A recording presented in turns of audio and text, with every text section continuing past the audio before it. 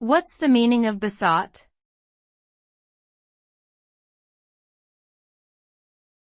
Besought.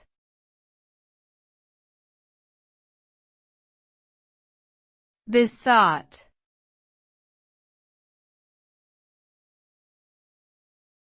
Besought.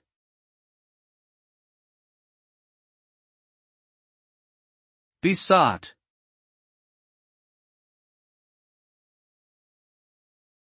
The word besought is the past tense and past participle form of the verb beseech, which means to implore or beg urgently.